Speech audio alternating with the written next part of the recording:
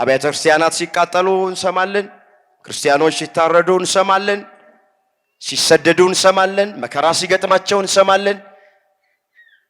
ብዙ ነገር እየሰማን እዚህ ደርሰን እያየን እዚህ ደርሰን ኦርቶዶክሳውያን ክርስቲያን ወገኖቻችን በምትሰሙት በምታዩት በወገኖቻችን ላይ በሚደርሰው ነገር ተስፋ እንዳትቆርጡ።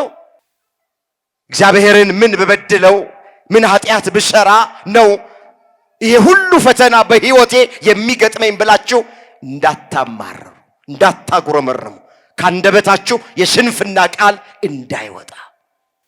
እርፍ ጨብጠን ወደ ኋላም አንመለከት። ከሃይማኖታችን ውስጥ አንወጣ። ሰዎቹ የሚፈልጉት ወገኖቼ የማምለኪያ አጸዶቻችንን እያፈረሱ ብዙ ዓመት የፈጁትን ረጅም ዓመት የቆዩትን ጥንታውያኑን እነሱን እያፈረሱ እነሱን እያቃጠሉ ንዋየ ቅዱሳቱን ዘርፈው እየወሰዱ ደግሞ ክርስቲያኖችን በአሰቃቂ ሁኔታ እየገደሉ ሌሎቹ ተስፋ ቆርጠው ማተባቸው እንዲበጥሱ ከሃይማኖታችን እንድንወጣ ሃይማኖታችን እንድንቀይር ለማድረግ ነው። ምንም ነገር ይምጣ ከክርስቶስ ፍቅር የሚለየን የለም። ጾማለሁ፣ እጸልያለሁ፣ እቆርባለሁ፣ ከቤተ ክርስቲያን አልጠፋም፣ ያልሄድኩበት ገዳም የለም፣ አስራት በኩራቴን በአግባቡ አውጣለሁ። ለምንድን ነው እኔ መከራ የሚገጥመኝ? እናቶ ከሌ እነ ወይዘሮ ከሌ ቤተ ክርስቲያን አይመጡ፣ ቅዳሴ አያስቀድሱ፣ ጉባኤ አይካፈሉ። ነገር ግን እነሱ ሁልጊዜ በሰላም በደስታ ነው የሚኖሩት። እግዚአብሔር ወደሱ ቀረብ ቀረብ የሚለውን አይሆኑም። መራቅ ይሻላል፣ ክርስትናና ኤሌክትሪክን በሩቅ ነው የሚሉ ሰዎች አሉ። ከአባቶቻችን ጋር እርግጥ እግዚአብሔር ነበረ፣ እኛን ግን ትቶናል። ስለዚህ ሁላችሁ በማንም ሰው አናሳብ። ኃጢአትን እየዘራን መከራን እያጨድን ነው። ኃጢአትን የሚዘራ መከራን ያጭዳል አለ መጽሐፍ። እየተገደልንና እየተሰደድን እየተገፋን ርስታችን እየተነጠቀ ዝም የምንለው ፈሪ ስለሆን አይደል፣ አቅመቢስ ደካማም ስለሆን አይደል፣ ትዕግስት ከአምላካችን ስለተማረን አይቶ አይቶ አይቶ ጽዋው ሲሞላ እግዚአብሔር እንደሚፈርድ ስለምናምን እንደ በደላችን እንደ ኃጢአታችን ለእግዚአብሔር አልታዘዝም አሻፈረኝ እንደማለታችን ከዚህም በላይ መከራ ይገጥመናል። ለዛሬ እግዚአብሔር በሰጠን ጊዜና ሰዓት የምንማማርበት የትምህርታችን ርዕስ የሚሆነው እግዚአብሔር ከኛ ጋር ከሆነ ይህ ሁሉ መከራ ለምን ደረሰብን የሚል ይሆናል። ይህንን በርዕስነት ያነሳነውን ኃይለ ቃል በመጽሐፍ ቅዱሳችን ላይ ተመዝግቦ የምናገኘው በመጽሐፈ መሳፍንት በምዕራፍ 6 ቁጥር 13 ላይ ነው። እግዚአብሔር ከኛ ከሆነ ይህ ሁሉ መከራ ለምን ደረሰብን? ርዕሳችን ይሄ ነው። የትምህርቱ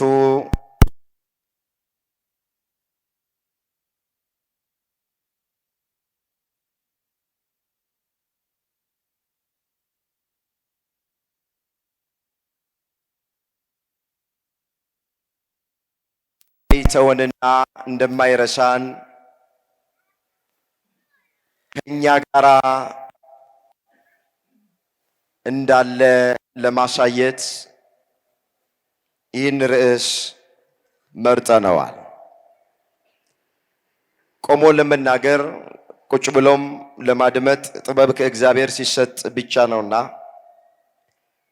ለኔ ለባሪያው ተናጋሪ የሆነ አንደበትን ለእናንተም ለሰሚዎቹ አስተዋይ የሆነ ልቡናን ቸሩ አምላካችን እግዚአብሔር ለሁላችንም በቸርነቱ ያድለን። በዚህ ርዕስ ውስጥ ሶስት ነገሮችን እንመለከታለን። በመጀመሪያ በርዕስነት ያነሳነውን ቃል ማንና ለምን እንደተናገረው እናያለን። በሁለተኛ ደረጃ መከራ ለምንድን ነው የሚገጥመን የሚለውን ምክንያቱን እንመለከታለን። ሶስተኛና የመጨረሻ አሁን ከዚህ ታሪክ እኛ የምንማረው ምን እንደሆነ ተመልክተን ትምህርታችንን ለዛሬ እንቋጨዋለን። እግዚአብሔር ከኛ ጋር ከሆነ ይህ ሁሉ መከራ ለምን ደረሰብን? ርዕሱን የመረጥንበት ምክንያት ብዙዎቻችን በዚህ ዘመን የምንናገረው ቃል ስለሆነ ነው። በርዕስነት ያነሳነው ቃል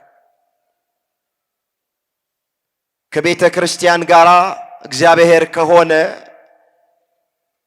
ቤተ ክርስቲያኗ ላይ ይሄ ሁሉ መከራ ሲደርስ እግዚአብሔር ለምን ዝም ይላል ይላሉ ብዙ ሰዎች። እግዚአብሔርም ከኛ ጋር ከሆነ ስንራብ፣ ስንጠማ፣ ስንታመም፣ ስንቸገር ለምን እግዚአብሔር ዝም ይላል የሚሉ በርካታ ሰዎች አሉ። እየጾምን እየጸለይን እያስቀደስን በየገዳማቱ እየዞርን ቅዱስ ሥጋውን ክቡር ደሙን እየተቀበልን እንዲህ ባለ ጉባኤ ቁጭ ብለን የእግዚአብሔርን ቃል እየሰማን አስራት በኩራቱን እያወጣን እየሰበክን እየዘመርን እየቀደስን ቅኔ እየተቀኘን ለምንድን ነው በሕይወታችን ውስጥ ውጣ ውረድ የሚበዛው? ለምንድን ነው በሕይወታችን ውስጥ መከራ የሚገጥም? ይሄ የብዙዎቻችን ጥያቄ ነው።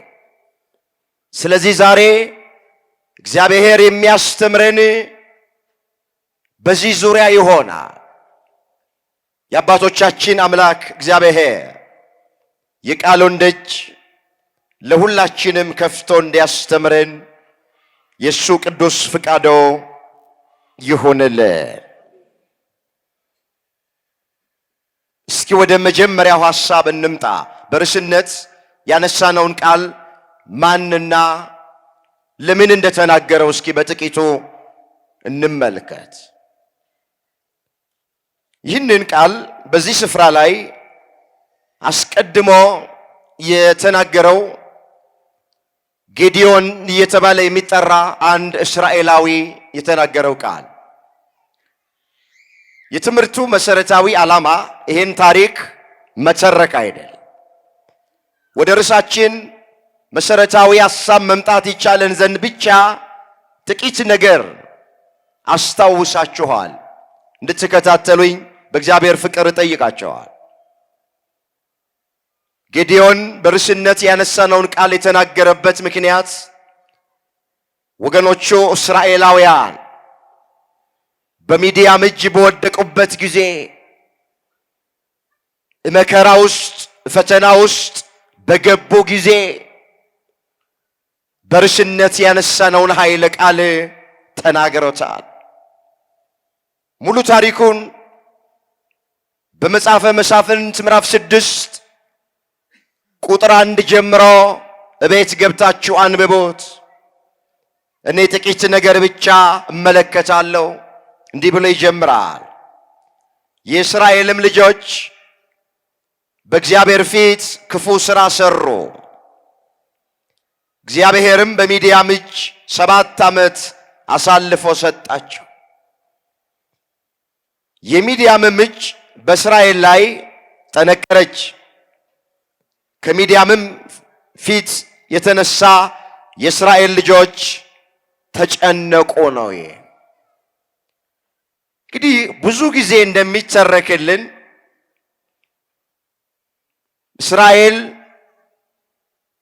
እስራኤል ተብለው የተጠሩት በአባታቸው በያዕቆብ ምክንያት እግዚአብሔር ለዚህ ሕዝብ ያላደረገላቸው ያደርግላቸው ዘንድ የሚገባ ያስቀረባቸው ምንም ነገር የለም። ከ430 ዓመት የግብፅ የባርነት ቤት በ9 የተለያዩ ተአምራት፣ በ10ኛ ሞተ በኩር፣ በ11ኛ ስጥመተ ኤርትራ ባህር ነፃ አውጥቷቸዋል። የነፃነትን ጉዞ ሲጓዙ በራፊዲም ምድረ በዳ፣ በሲና በረሃ፣ በቃዴስ በርኔ መና እያወረደ መግቧቸዋል። ከአለት ከጭንጫ ውሃ እያፈለቀ አጠጥቷቸዋል። የኢያሪኮን ቅጽር አፍርሶላቸዋል። የዮርዳኖስን ባህር ከፍሎ በደረቅ አሻግሯቸዋል። በጸናች እጅና በተዘረጋች ክንድ እየተንከባከበ ማርና ወተት ወደምታፈስ ወደ ምድረ ርስት ወደ ከነዓን አስገብቷቸዋል። በአንድ ወቅት አሁን እንዳነበብነው የእስራኤል ልጆች በእግዚአብሔር ፊት ክፉ ሥራ ሰሩ። ምንድነው ክፉ ሥራ የተባለ?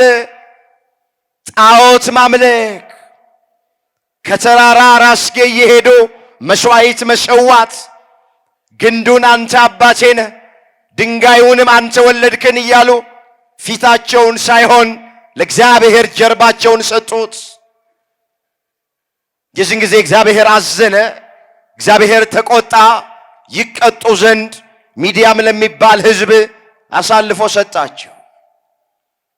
መጽሐፉ እንደሚናገር ለ7 ዓመት እስራኤላውያን በሚዲያማውያን ተገዙ ይላል። የበኩር ልጄ ብሎ የሚጠራቸው እስራኤላውያን በብሉይ ኪዳን በግዝረት ለእግዚአብሔር የተለዩ እስራኤላውያን፣ በስሙ የተጠሩት እስራኤላውያን ባልተገረዘ እግዚአብሔርን በማያውቅ ሕዝብ ለ7 ዓመት ተቀጠቀጡ ነው የሚለው።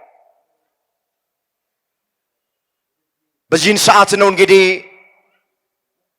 እዛ በወይን መጥመቂያ ውስጥ ጌዴዎን ስንዴ እየወቃ ሳለ መጋቢ ብሉይ ተብሎ የሚጠራው የመላእክት አለቃ ቅዱስ ሚካኤል ከእግዚአብሔር ዘንድ ተልኮ መጣ። ጌዴዎንን እንደዚህ አለው፣ አንተ ጽኑ ኃያል ሰው እግዚአብሔር ከእናንተ ጋራ ነው አለው። ጌዴዎን ይነጋገረው ለነበረ መልአክ መለሰ እንዲህ አለ፣ ጌታዬ ሆይ አለው፣ እግዚአብሔር ከእናንተ ጋር ነው እንዴት ትለናለህ? እግዚአብሔር ከኛ ጋር ከሆነ ይህ ሁሉ መከራ ለምን ደረሰብን አለው። ኑሯችን ዋሻ ውስጥ ነው፣ ጉድጓድ ውስጥ ነው፣ ምሽግ ውስጥ ነው። ዘር በዘራን ጊዜ ጠላቶቻችን መጥተው ይወስዱብናል። ወይን በተከልን ጊዜ ባፈራ ሰዓት ሚዲያማውያን መጥተው ይወስዱብናል። እንስሳት ስናረባ ጠላቶቻችን መጥተው ይወስዱብናል። ወጥተን ወርደን ላባችንን አፍስሰን ወዛችንን አንጠፍጥፈን በደከምንበት ነገር መጠቀም አልቻልንም። ከአባቶቻችን ጋር እግዚአብሔር ነበረ፣ ከግብፅ የባርነት ቤትም እንዳወጣቸው ነግሮናል። እኛን ግን ትቶናል፣ ረስቶናል፣ ለሚዲያም አሳልፎ ሰጥቶናል አለ ጌዴዎን። ባጭሩ በርስነት ያነሳሁት ቃል አሁን ከተረኩላችሁ ታሪክ ላይ የተገኘ ቃል። ትቶናል አለ ጌዴዎን። ከአባቶቻችን ጋር ነበረ፣ መና አውርዶ መግቧቸዋል፣ ነግረውናል፣ በዝና እናውቃለን። ውሃ አፍልቆ አጠጥቷቸዋል፣ የኢያሪኮን ቅጽር አፍርሶላቸዋል፣ የዮርዳኖስን ባህር ከፍሎላቸዋል፣ የአሕዛብን ነገሥታት አጥፍቶላቸዋል። ማርና ወተት ወደምታፈስ ወደ ምድረ ርስት ወደ ከነዓን አስገብቷቸዋል። ከአባቶቻችን ጋር እርግጥ እግዚአብሔር ነበረ፣ እኛን ግን ትቶናል። መከራ የገጠመን እግዚአብሔር ስለተወን ነው አለ ጌዴዎን። እስኪ አንድ ጥያቄ ልጠይቃችሁ። እግዚአብሔር ይተወናል? ሁላችሁ መልሱ። ይተወናል ወይ? እግዚአብሔር ይረሳናል? እባካችሁ ከልባችን ውስጥ የመረሳት ስሜት አውጥተን እንጣል።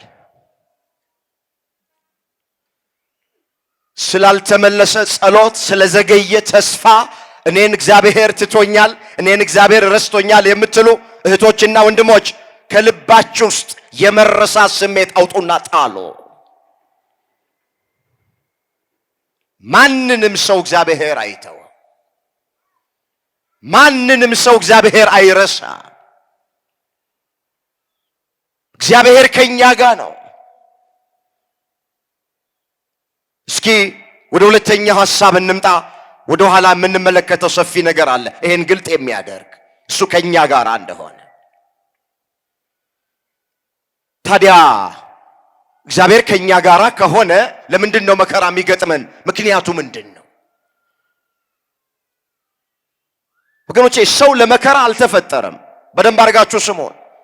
እንድንራብ፣ እንድንጠማ፣ እንድንታረዝ፣ እንድንታመም አድርጎ እንድንሞትም አድርጎ እግዚአብሔር አልፈጠረንም። ከውድቀት በፊት መራብ የለም፣ መጠማት የለም፣ ሞት የሚባል ነገር የለም። ሁሉን ስበው ያመጣው የሰው ልጅ ነው እንጂ ሰው እንዲሞት እንኳን ተደርጎ አልተፈጠረም ነበረ። 1000 ዓመት እየኖርን ስናረጅ እየታደስን እንደገና ደግሞ አሁንም 1000 ዓመት እየኖርን ስናረጅ እየታደስን ለዘላለም እንድንኖር ነበረ የእግዚአብሔር ፍቃድ። ከውድቀት በኋላ ነው መከራ፣ ፈተና፣ መራብ፣ መጠማት፣ መታመም፣ ውጣ ውረድ የሚባሉት ነገሮች አሁን እያንዳንዳችንን የሚያስጨንቁን ነገሮች የገጠሙን ከአዳም ውድቀት በኋላ ነው።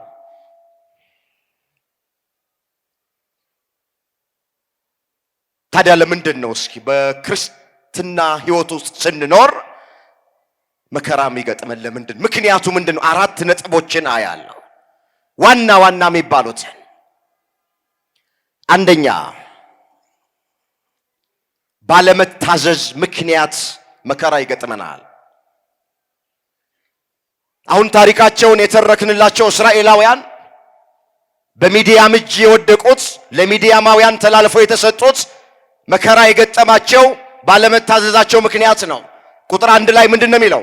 የእስራኤልም ልጆች በእግዚአብሔር ፊት ክፉ ሥራ ሰሩ፣ ኃጢአትን አደረጉ፣ ለእግዚአብሔር አልታዘዛሉ።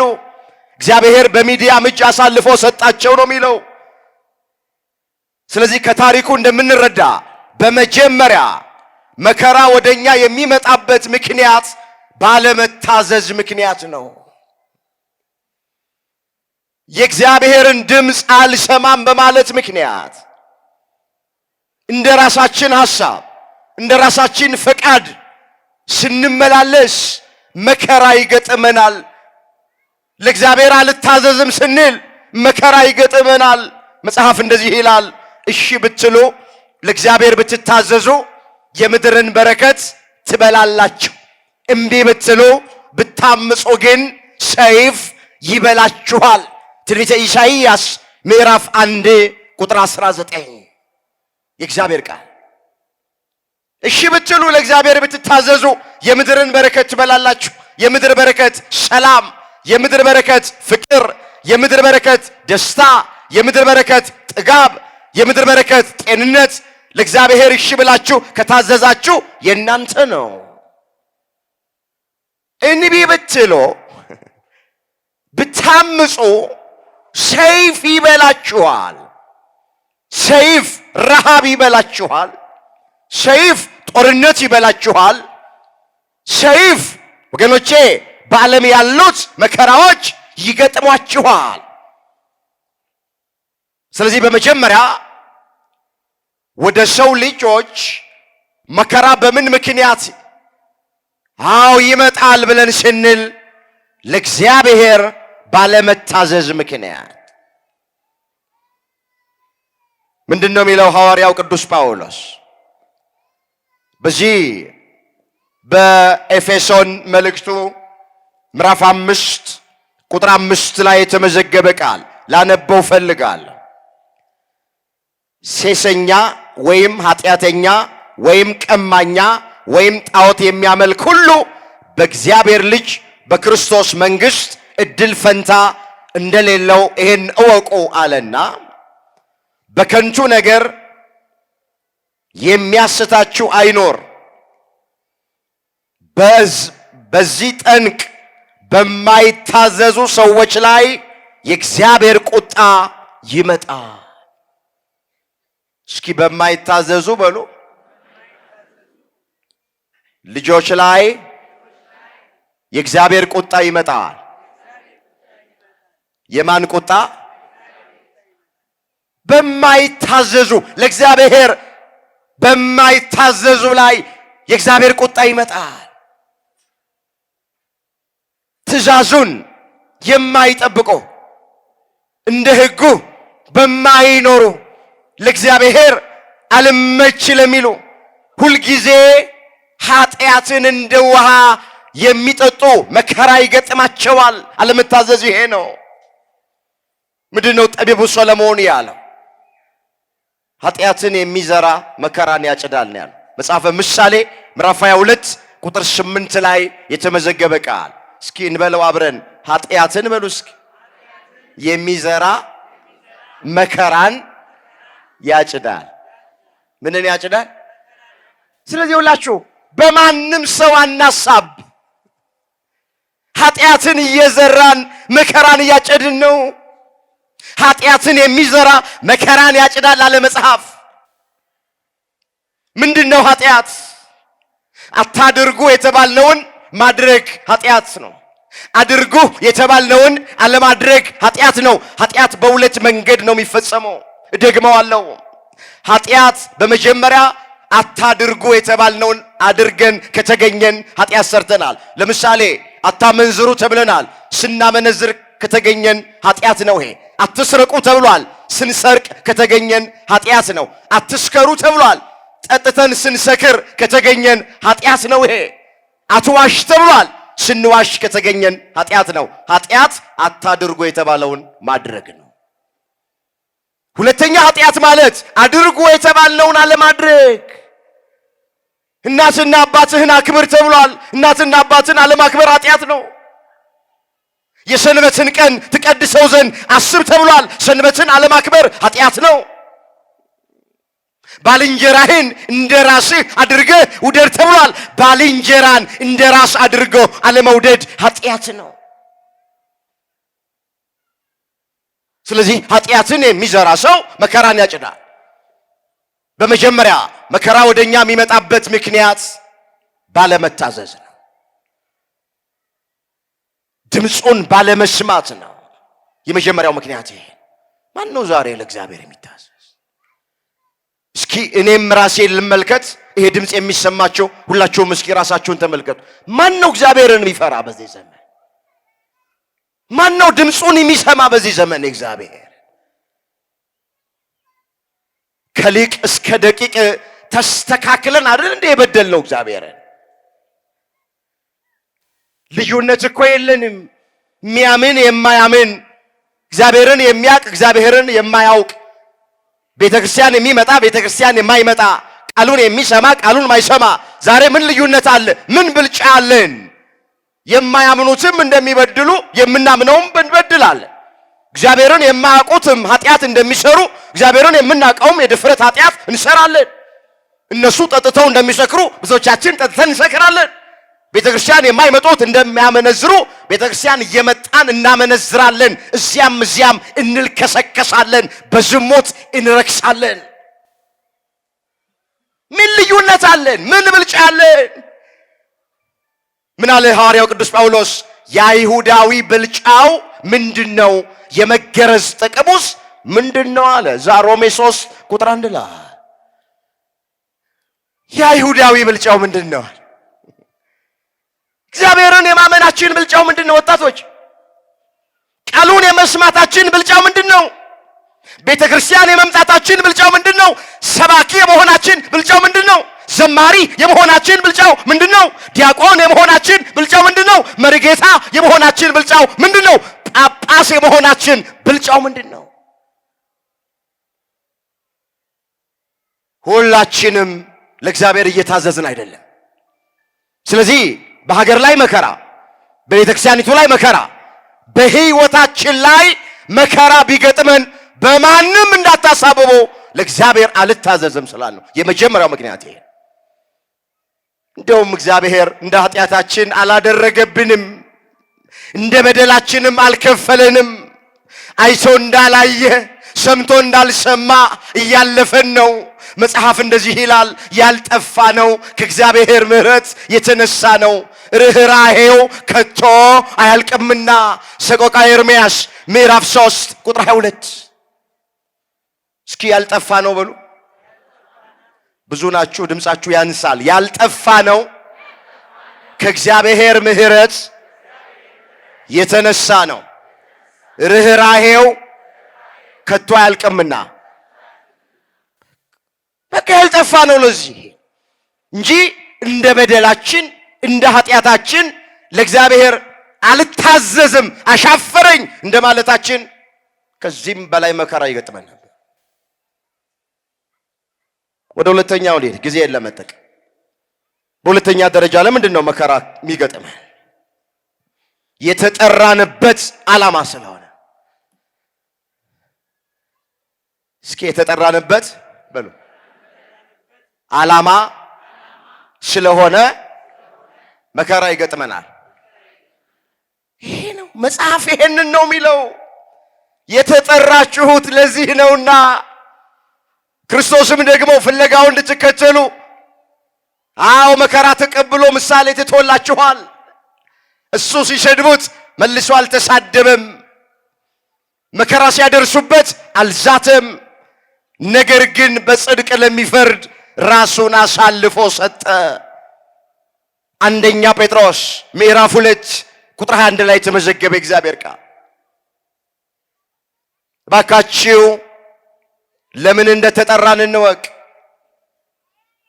ብዙ ሰው ለምን እንደተጠራ አያውቅም።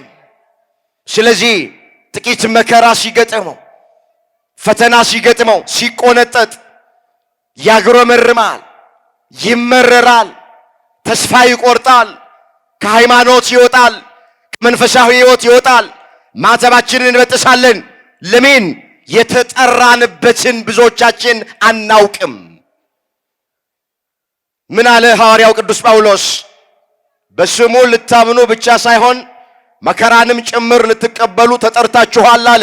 እዛ ፊልጵስዩስ ምዕራፍ 1 ቁጥር 29 ደግሞ አለው ሐሳቡ።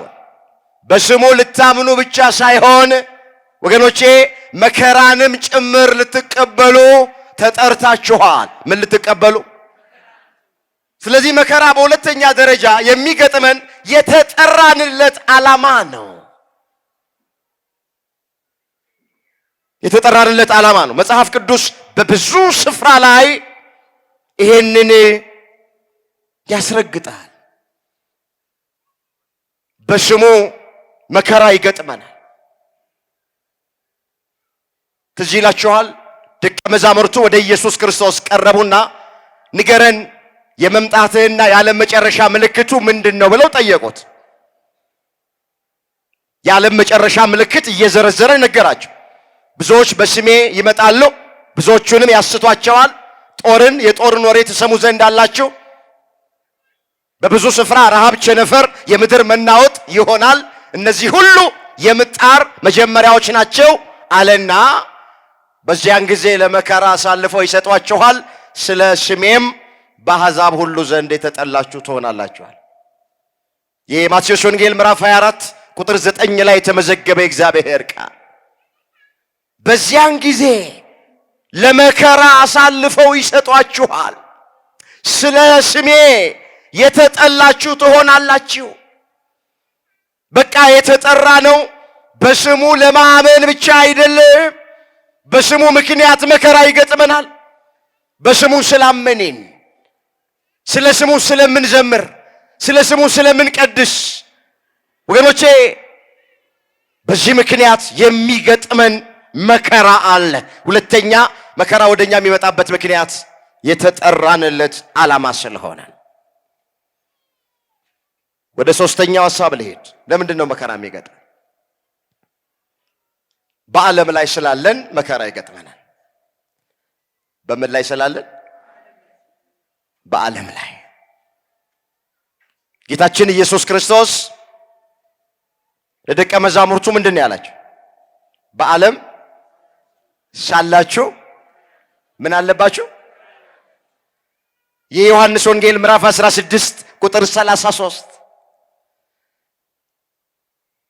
በዓለም ሳላችሁ መከራ አለባችሁ፣ እኔ ዓለምን አሸንፌዋለሁና አይዟችሁ።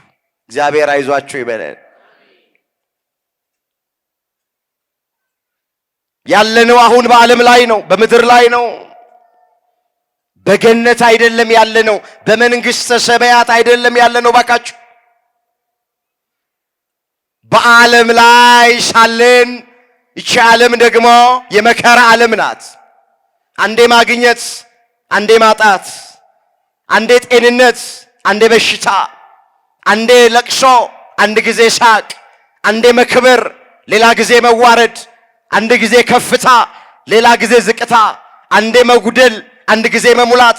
በዚች ዓለም ላይ ስንኖር ይፈራረቃሉ። ዓለም እንደዚህ ናት። ምድሪቱ ሜዳ ብቻ አይደለችም፣ ተራራ አለባት። ተራራ ብቻ አይደለችም፣ ሜዳም አለባት። ሕይወትም እንደዚህ ናት። አንዳንዴ ሕይወታችን ሜዳ ይሆናል፣ አንዳንድ ጊዜ ሕይወታችን ተራራ ይሆናል።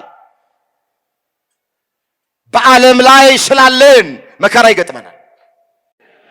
ምን ይላል ኢዮብ ሲናገር? የሰው ሕይወቱ በምድር ላይ ብርቱ ሰልፍ ነው። ኢዮብ 7 ቁጥር 1 ላይ ተመዘገበ ቃል። እስኪ የሰው ሕይወቱ በሉ በምድር ላይ ብርቱ ሰልፍ ነው። ወገኖቼ ሕይወት ብርቱ ሰልፍ ናት። የሰው ሕይወቱ በምድር ላይ ብርቱ ሰልፍ ነው። ብዙ ውጣ ውረድ አለ በየቤቱ። ወገኖቼ ብዙ መከራ አለ። አሁን አንዳንዶች እኔን እንደገጠመኝ ማንንም አልገጠመውም፣ እኔ እንደተፈተንኩኝ ማንም አልተፈተነም፣ የኔ የተለየ ነው፣ እግዚአብሔር ጨከነብኝ የሚሉ ሰዎች አሉ። ወገኖቼ በሌላው ላይ የደረሰ ነው በእኛ ላይ የደረሰው። ከሰው የተለየ ምንም አይነት ፈተና ምንም አይነት መከራ አልገጠመንም። በዓለም ላይ ሳለን ደሃ ሀብታም፣ ወንድ ሴት፣ አገልጋይ ተገልጋይ፣ ካህን ምእመን፣ መነኩሴ ባህታዊ፣ ጳጳስ ሊቀ ጳጳስ ልዩነት የለም። በዓለም ላይ እስከኖርን ድረስ ሁላችንም የመከራ ተካፋዮች ነን። ይህች ዓለም ለክርስቶስ ያልሆነች ዓለም ለኔና ለእናንተ አትሆነ። ለክርስቶስ እኮ ይህች ዓለም አልሆነችም። መጽሐፍ ምንድን ነው የሚለው? የእሱ ወደ ሆኑት መጣ፣ የገዛ ወገኖቹ ምን አላሉትም? አልተቀበሉትም። የዮሐንስ ወንጌል ምዕራፍ 1 ቁጥር 11 ላይ የተመዘገበ እግዚአብሔር ቃል የእርሱ ወደ ሆኑት መጣ። እንግዲያውስ ዕብራውያን ናቸው። ዕብራዊት ከሆነች ከድንግል ማርያም ተወልዶ መጣ። ነገር ግን አልተቀበሉትም። ትምህርቱን አልተቀበሉትም። ታምራቱን አልተቀበሉትም። በመጨረሻም በመስቀል ሰቅለው ጎኑን በጦር ወግተው እጆቹን በሚስማር ቸንክረው የሸዋ አክሊል ደፍተው አስወግደውታል። የሱ ወደ ሆኑት መጣ፣ የገዛ ወገኖቹ አልተቀበሉትም። ክርስቶስን እቺ ዓለም አልተቀበለችም። እቺ ዓለም ለክርስቶስ አልሆነችም፣ ለእናቱም አልሆነችም፣ ለደቀ መዛሙርቱም አልሆነችም። ስለዚህ ለእኛም እቺ ዓለም አትሆነንም። በክፉ የተያዘች ዓለም ናት። በምን የተያዘች? ምን አለ ቅዱስ ዮሐንስ ወልደ ነጎድጓድ? ከእግዚአብሔር እንደሆንን ዓለምና ሞላው ግን በክፉ እንደተያዘ እናውቃለን አለ። እዛ አንደኛ ዮሐንስ መልእክት ምዕራፍ 5 ቁጥር 19 ላይ የተመዘገበ ቃል። እስኪ አብረን እንበለው። ከእግዚአብሔር በሉ እስኪ ድገሞት እስኪ። እንደሆንን ዓለምና ሞላው ግን በክፉ እንደተያዙ እናውቃለን። በምን እንደተያዙ? ዓለም በክፉ የተያዘች ናት። በጨካኞች በአረመኔዎች የተያዘች ናት ዓለም። እኛ ግን አለ ከእግዚአብሔር ነን አለ። ከማን ነን አለ? በእምነት የእግዚአብሔር ሆነናል። ወገኖቼ በጥምቀት የእግዚአብሔር ሆነናል። ቅዱስ ሥጋውን ክቡር ደሙን በመቀበል የእግዚአብሔር ሆነናል። ከእግዚአብሔር እንደሆንን ዓለምና ሞላው ግን በክፉ እንደተያዘ እናውቃለን። ስለዚህ መከራ በሶስተኛ ወደኛ የሚመጣው በዓለም ላይ ስላለን በምን ላይ ስላለን? በዓለም ላይ ስላለን መከራ ይገጥመናል። አራተኛውን እንመልከት። ለምንድን ነው መከራ የሚገጥመን? ክብር እንዲጨመርልን ለገዛ ጥቅማችን አንዳንድ ጊዜ መከራ ይገጥመናል። ወገኖቼ ሁሉን ባለመታዘዝ ምክንያት እንደሆነ መከራ የሚገጥመን አድርጋችሁ እንዳታስቡ። እግዚአብሔርን ምን በበድለው ምን ኃጢአት ብሰራ ነው ይሄ ሁሉ ፈተና በሕይወቴ የሚገጥመኝ ብላችሁ እንዳታማርሩ፣ እንዳታጉረመርሙ፣ ካንደበታችሁ የስንፍና ቃል እንዳይወጣ። አንዳንድ ጊዜ ለገዛ ጥቅማችን መከራ ይገጥመናል። ለገዛ ምናችን? ክብር እንዲጨመርልን ልንፈተን እንችላለን። መጽሐፍ እንደዚህ ይላል፣ ልጄ ሆይ ብሎ ይጀምራል። የጌታን ቅጣት አታቃል፣ በሚገስጽ ጊዜም አትድከም። ጌታ የሚወደውን ይቀጣዋልና። ስለዚህ ለመቀጣት ታገሱ፣ እግዚአብሔር እንደ ልጆቹ ያደርግላችኋል። አባቱ የማይቀጣው ልጅ ማን ነው? ሁሉ የቅጣት ተካፋይ ሆነዋል። ያለ ቅጣት ብትኖሩ ለእግዚአብሔር ዲቃላ እንጂ ልጆቹ አይደላችሁም። ስለዚህ እግዚአብሔር ይላል ዝቅል ብሎ ለገዛ ጥቅማችን ይቀጣናል ይላል። ዕብራውያን 12 ቁጥር 6 ላይ ተመዘገበ ቃል። እስኪ እግዚአብሔር በሉ። ለገዛ ጥቅማችን ይቀጣናል። ለገዛ ምናችን? በአራተኛ ደረጃ መከራ ወደ ሰው ልጆች የሚመጣው ክብር እንዲጨመርልን ነው። ለገዛ ጥቅማችን ነው። ጽናታችን እንዲለካ ነው። ጠላት ዲያብሎስ እንዲያፍር ነው። እግዚአብሔር ስለተወን አይደለም። እግዚአብሔር ስለረሳን አይደለም። እግዚአብሔር ከኛ ስለተለየ አይደለም። ከልባችሁ ውስጥ ይሄን ስሜት አውጡና ጣሉት።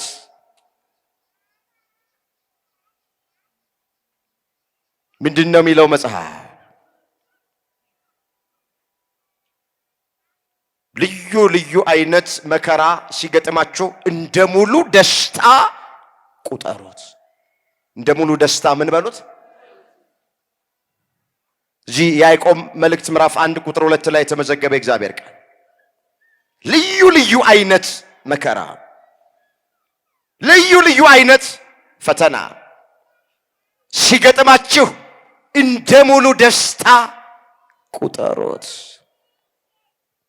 ተስፋ አትቆረጡ፣ አትጨነቁ፣ አትዘኑ፣ አትመረሩ፣ አታጉረምርሙ።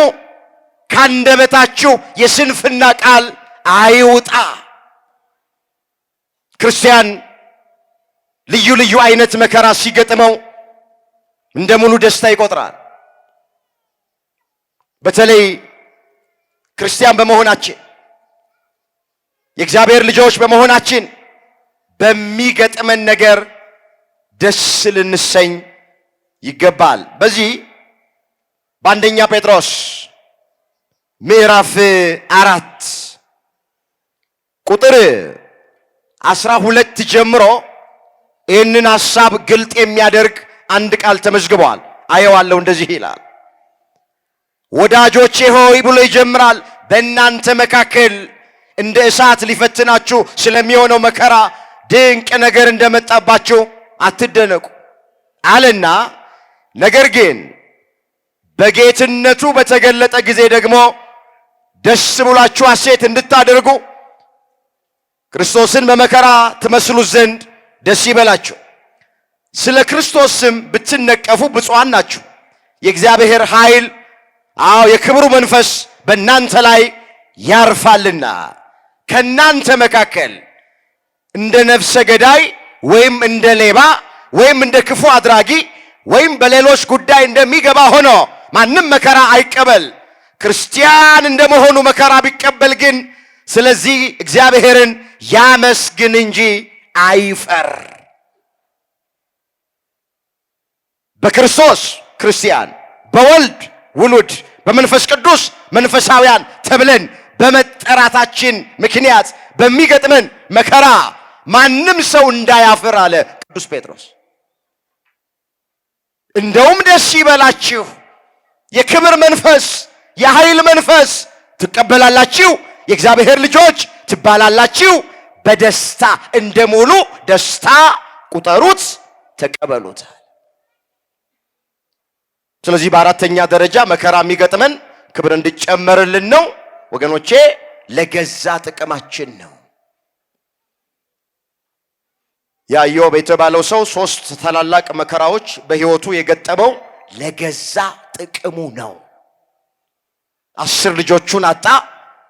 ከራስ ፀጉሩ እስከ እግር ጥፍሩ በደዌ ተመታ። ከልጅነት እስከ እውቀት የሰበሰበውን ሀብት ንብረቱን አጣ። ኃጢአት ሰርቶ አይደለም፣ እግዚአብሔርን በድሎ አይደለም፣ ለእግዚአብሔር አልታዘዝም ስላለ አይደለም። ስለ ጽድቁ ስለ እውነተኛነቱ እግዚአብሔር መስክሮለታል። ነገር ግን መከራ ገጠመው። ንጹሕ መሆናችን መከራ እንዳይገጥመን ዋስትና አይሆነንም። አሁን እኔ ምን አድርጌ ነው የሚሉ ሰዎች አሉ።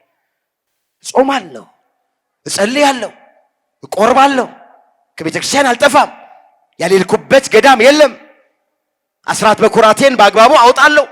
ለምንድን ነው እኔ መከራ የሚገጥመኝ? እናቶ ከሌ እነ ወይዘሮ ከሌ ቤተ ክርስቲያን አይመጡ፣ ቅዳሴ አያስቀድሱ፣ ጉባኤ አይካፈሉ። ነገር ግን እነሱ ሁልጊዜ በሰላም በደስታ ነው የሚኖሩት። እግዚአብሔር ወደሱ ቀረብ ቀረብ የሚለውን አይሆኑም። መራቅ ይሻላል፣ ክርስትናና ኤሌክትሪክን በሩቅ ነው የሚሉ ሰዎች አሉ።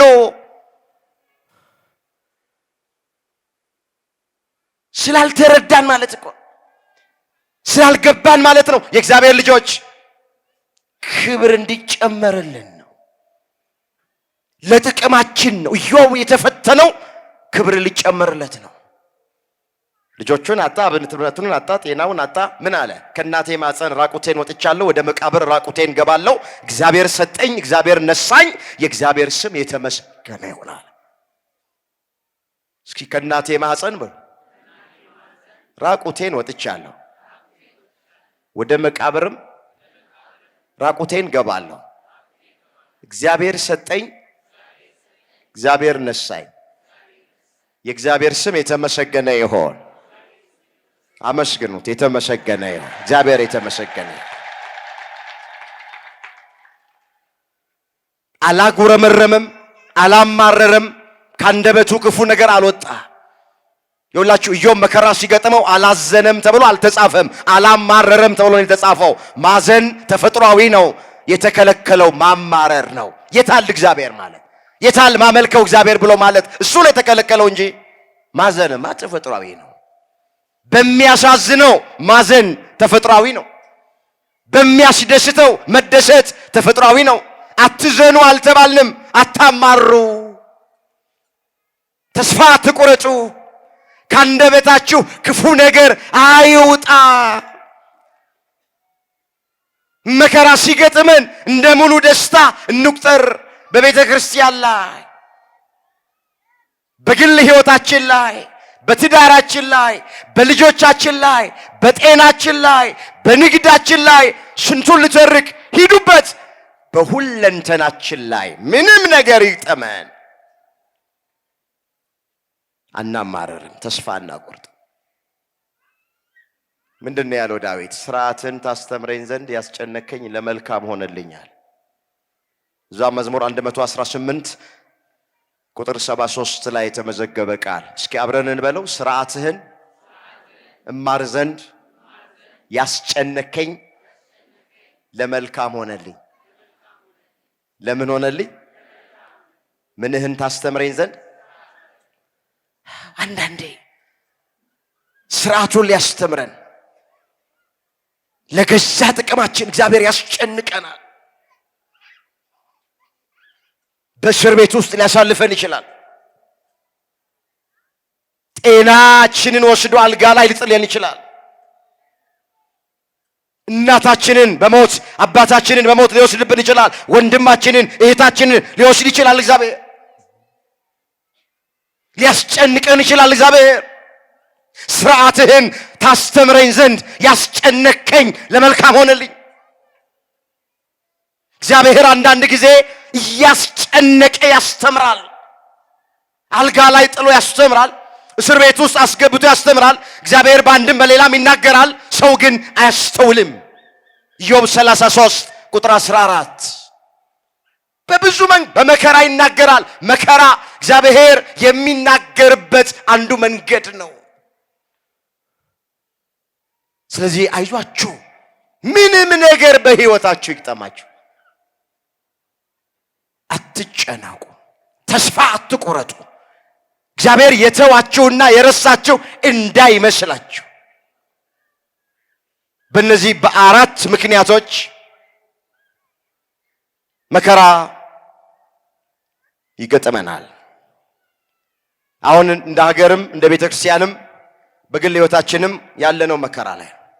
ይሄ ሀገር ያወቀው ፀሐይ የሞቀው የአደባባይ ምስጢር ነው፣ የማይደበቅ ዜና ነው። ግን እግዚአብሔር ቤተ ክርስቲያንን ስለተዋት አይደለም፣ ክርስቲያኖቹን ስለተወ አይደለም፣ እኛንም ስለተወንና ስለረሳን አይደለም። እንደዚህ ብላችሁ እንዳታስቡ።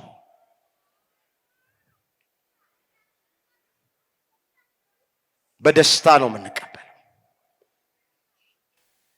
አብያተ ክርስቲያናት ሲቃጠሉ እንሰማለን። ክርስቲያኖች ሲታረዱ እንሰማለን። ሲሰደዱ እንሰማለን። መከራ ሲገጥማቸው እንሰማለን። ብዙ ነገር እየሰማን እዚህ ደርሰን እያየን እዚህ ደርሰን ወገኖቼ፣ ክርስቲያኖች ፈተና ሲገጥማቸው በደስታ የምንቀበለው እየተገደልንና እየተሰደድን እየተገፋን ርስታችን እየተነጠቀ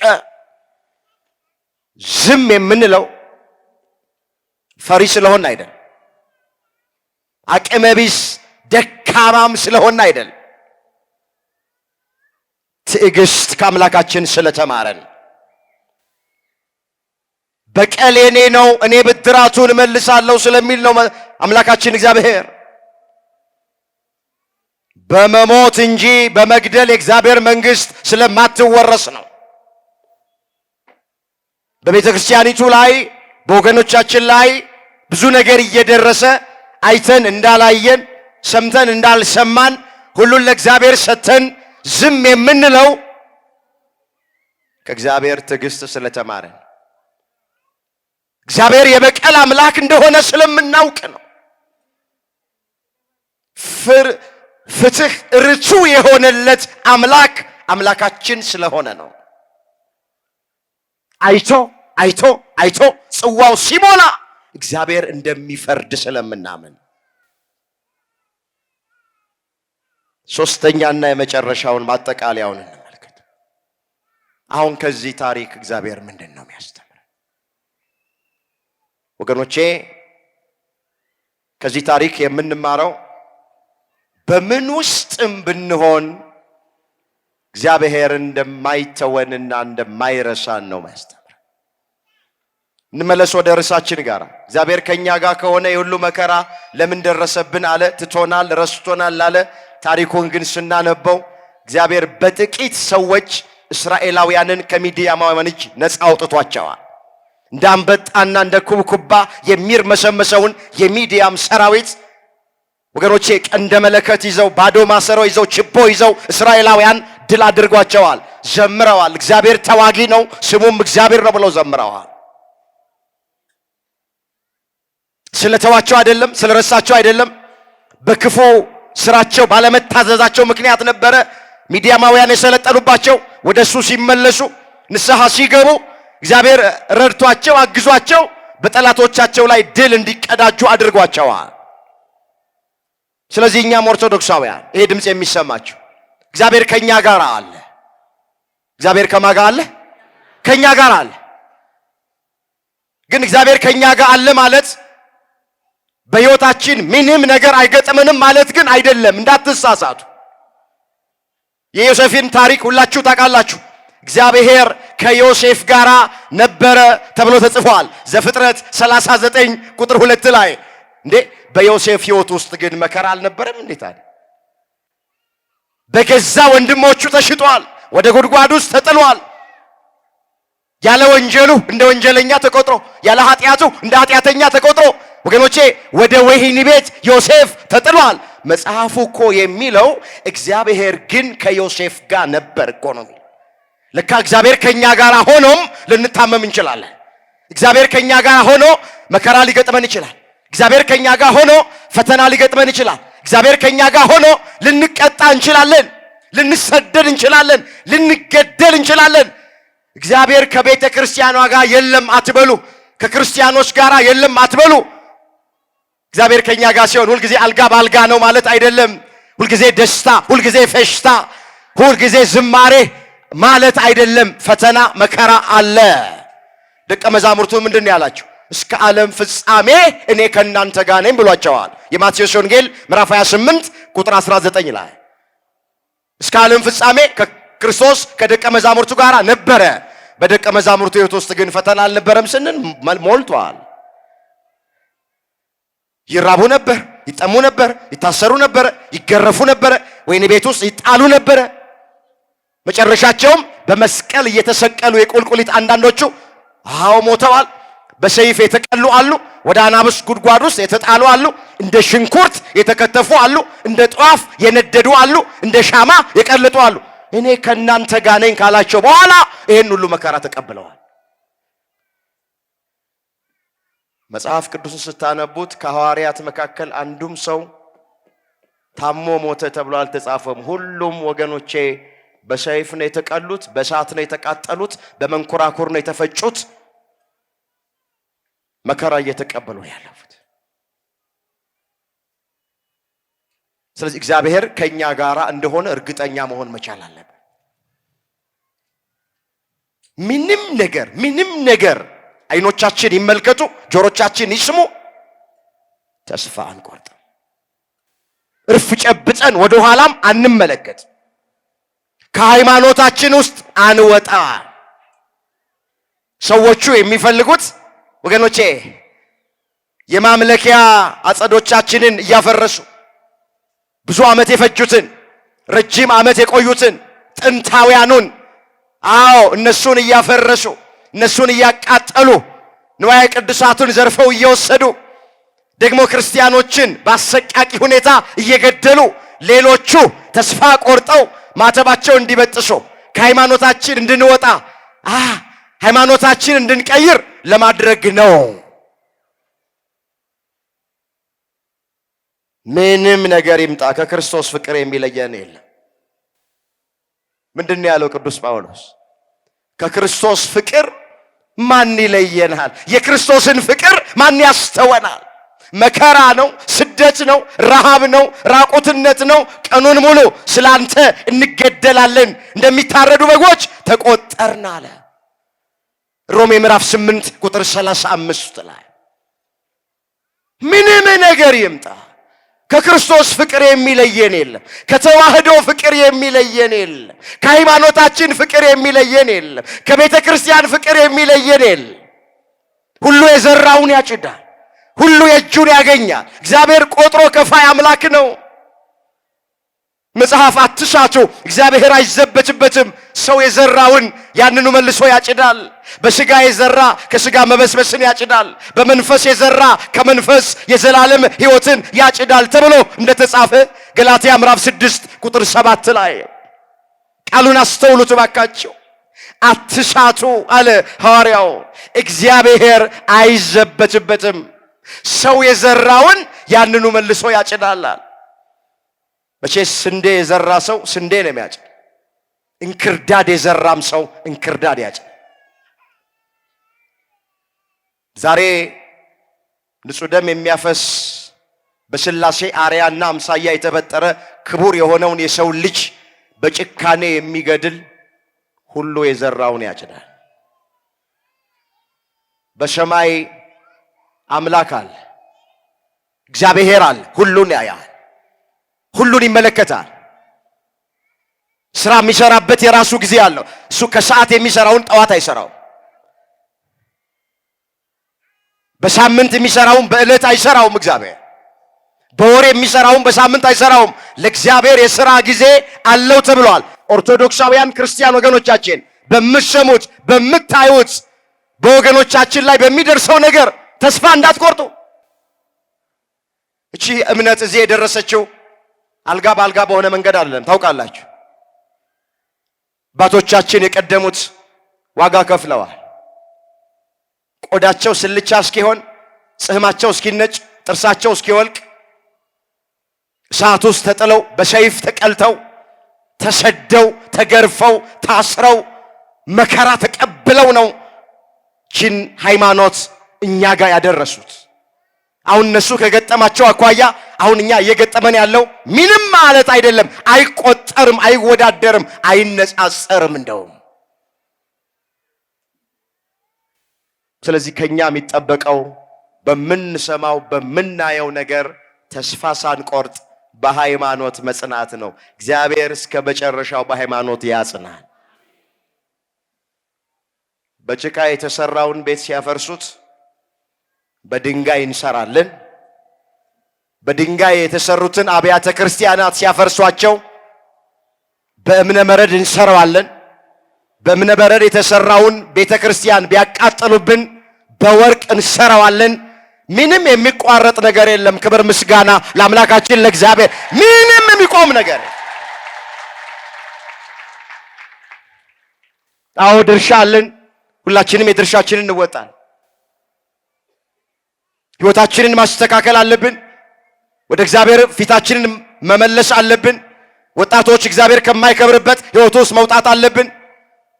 ያን ጊዜ የድርሻችንን ከተወጣን በኋላ እግዚአብሔር ደግሞ ማድረግ ያለበትን በጊዜውና በሰዓቱ ያደርጋል እንጂ አይዟችሁ እግዚአብሔር ከኛ ጋር። መጽሐፍ ወላጆች እንደሌላቸው ልጆች አልተዋችሁም ብሎ ቃል ገብቶልናል። የዮሐንስ ወንጌል ምዕራፍ 14 ቁጥር 18። እስኪ ቃሉን አብረን እንበለው። ወላጆች በሉ እስኪ እንደሌላቸው ልጆች አልተዋችሁም። ምን አልላችሁም? እግዚአብሔር ይተወናል። ቤተ ክርስቲያንን እግዚአብሔር ይተዋታል። እኛን እግዚአብሔር ይተወናል። እግዚአብሔር ያለው ከማጋ ነው? አመስግኑት። ከኛ ጋር ነው እግዚአብሔር። ክብር ምስጋና ለዘላለም። ስለዚህ አትፍሩ፣ አትደንግጡ፣ አትሸበሩ፣ ተረጋጉ። ስር ሰዳችሁ በሃይማኖታችሁ ታነጹ። ድንቅ ነገር እንደመጣባችሁ አትቁጠሩት። ምን አለ? እኔ ካንተ ጋር ነኝና አትፍራ። ኢሳይያስ 43 ቁጥር 5። እስኪ እኔ በሉ ካንተ ጋር ነኝና አትፍራ። ምን አትበል? ማን ከኛ ጋር ስላለ ምን አንልም? አንፈራም። እግዚአብሔር ከኛ ጋር ስላለ አንፈራም።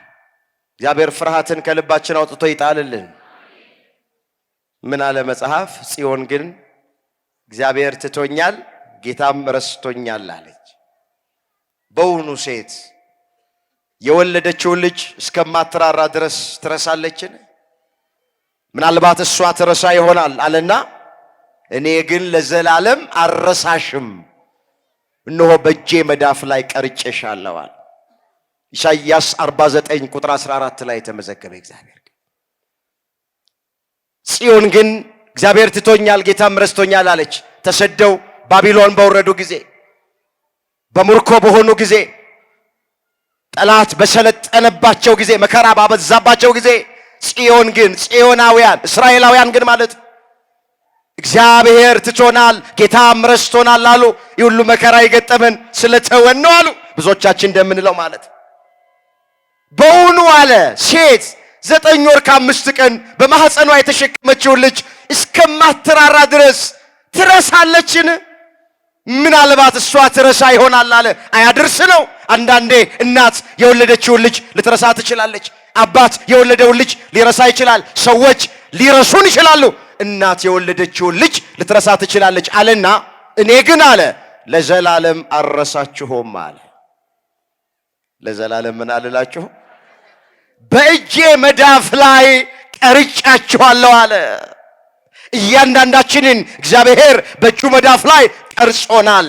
ሎሚ እጃችን ላይ አስቀምጠን ወደ ግራ ወደ ቀኝ እንደምናደርግ እግዚአብሔር ሁላችንን እንደዚህ በመዳፉ ነው የሚያየን። ስለዚህ አትጨነቁ። እንኳን እግዚአብሔር ካንተ ጋር ነኝ ካንቺ ጋር ነኝ ብሎን ይቅርና አንድ ባለ ገንዘብ፣ አንድ ባለ ስልጣን፣ አንድ ዝነኛ፣ አንድ ታዋቂ ሰው አይዞ ካንተ ጋር ነኝ ቢለን ምን ያህል ደስ ይለናል። አይዞሽ ካንቺ ጋር ነኝ ብሎ ተስፋ ቢሰጡን ምን ያህል ደስ ይለናል። እኔ ከናንተ ጋር ነኝ ያለን እኮ የሰራዊት ጌታ እግዚአብሔር እኮ ነው። ጌታችን መድኃኒታችን ኢየሱስ ክርስቶስ እኮ ነው። ወላጆች እንደሌላቸው ልጆች አልተዋችሁም ከናንተ ጋር ነኝ ያለው እኮ እሱ እኮ ነው። ስለዚህ እግዚአብሔር ከኛ ጋር ነው። እግዚአብሔር ከኛ ጋር ከሆነ ደግሞ ማን ይቃወመናል? ምን አለ ሐዋርያው ቅዱስ ጳውሎስ? እግዚአብሔር ከኛ ጋር ከሆነ ማን ይቃወመናል? ሚቃወመን የለም፣ ሚችለን የለም፣ ሚያሸንፈን የለም። ከኛ ጋር ከሆነ ሮሜ ምዕራፍ 8 ቁጥር 33 ላይ የተመዘገበ ቃል። ስለዚህ ጌታ ለዘላለም አይጥልም። ቢያሳዝንም ቢያስጨንቀንም በእውነት አይጥለንም፣ ከኛ ጋር ነው ያለው። ዘሰቆቃወ ኤርምያስ ምዕራፍ 3 ቁጥር 31 ላይ የተመዘገበ የእግዚአብሔር ቃል ነው። ጌታ ለዘላለም አይጥልም፣ ቢያሳዝንም እንደ ምሕረቱ ብዛት ይራራል፣ ከልቡ ሰውን አያስጨንቅም ይላል። ከልቡ ሰውን አያስጨንቅም። እንግዲህ ጋር ከሆነ የሁሉ መከራ ለምን ደረሰብን? ከኛ ጋር ስላልሆነ አይደለም ወገኖቼ። ክብር እንዲጨመርልን ነው። ለገዛ ጥቅማችን ነው። ጽናታችን እንዲለካ ነው። የእግዚአብሔር ማዳን በእኛ ላይ እንዲገለጥ ነው። ጠላት ዲያብሎስ ክፎች እንዲያፍሩ ነው። ይህ ሁሉ ነገር በቤተ ክርስቲያን ላይ በክርስቲያኖች ላይም እየደረሰ ያለ። እኛ ድርሻችንን ብቻ እንወጣ፣ እግዚአብሔርን ጠብቅ፣ በጾም በጸሎት በንስሐ ሆነን በሃይማኖት ጸንተን ከቤተ ክርስቲያን ሳንለይ ማንን እንጠብቀው? ማንን እንጠብቀው? እሱን በትዕግስት እንድንጠብቅ ሁላችንን በቸርነቱ ይርዳን። አምላካችን እግዚአብሔር እስከ ዓለም ፍጻሜ ድረስ ከሁላችንም ጋር ይሆንልን። በሃይማኖታቸው ምክንያት የተሰደዱትን የሞቱትን ነፍሳቸውን በአብርሃም በይስሐቅ በያዕቆብ አጠገብ ያሳርፍልን። የተቃጠሉትን አብያተ ክርስቲያናት መልሰን እንድንሰራቸው እግዚአብሔር ያግዘን። እንሰራለን አንሰራ? እንሰራለን። ቅድም እንዳልነው ነው። የድንጋይ ከሆኑ በብሎኬት ይሰራሉ፣ የብሎኬት ከሆኑ በሸክላ ይሰራሉ። የሸክላው ከሆነ የፈረሰው በእብነ በረድ ይሰራል። የእብነ በረድ ከሆነ ጠላት አይኑ ደም ይቀላል። በወርቅ አንቆጥቁጠን እንሰራቸዋለን የፈረሱትን አብያተ ክርስቲያናት። ምንም ይቆም ነገር የለም። ሁሉ ነገር ይቀጥላል። አምላካችን እግዚአብሔር በሃይማኖታችን ሁላችንን ያጽናን። ያስተማረን የመከረን የገሰጸን የአባቶቻችን አምላክ እግዚአብሔር ስሙ የተመሰገነ ይሁን። ድንግል ማርያም ጣዕሟን ባንደበታችን ፍቅሯን በልባችን ትሳልብን። የሁላችንን መጨረሻ እግዚአብሔር ያጽናን።